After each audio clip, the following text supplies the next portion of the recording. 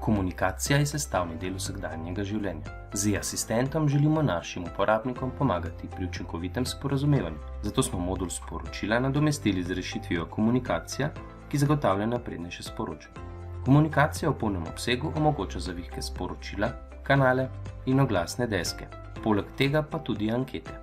Ker vaša šola na komunikacijo v polnem obsegu ni naročena, so za vas na voljo predvsem različne možnosti v sklopu zavihka sporočila. Novo sporočilo ustvarite s klikom na gumb Sporočilo.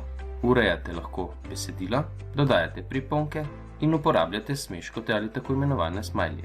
Vse te možnosti pripomorejo k preglednejšemu izgledu sporočila. Ko ustvarjate novo sporočilo s klikom na imenik, odprete imenik, kjer so uporabniki e-asistenta razvrščeni po sklopih, glede na profil.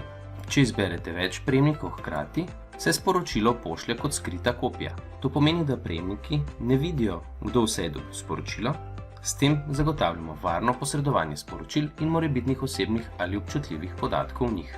Kot starš lahko sporočila pošiljate razredniku, učiteljem, vodstvu, svetovalni službi in organizatorju prehrane.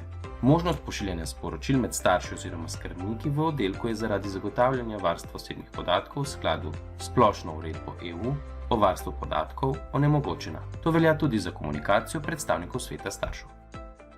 Prejemnik pošiljatorju odgovori znotraj sporočila. V spodnjem delu prejetega sporočila, v polje za vnos besedila, vpišete odgovor in s klikom na belo puščico na modri podlagi sporočilo pošljete. Pošiljatelj in prejemnik si lahko na tem mestu dopisujeta oziroma se pogovarjata neomejeno. Lahko dodata tudi priponko.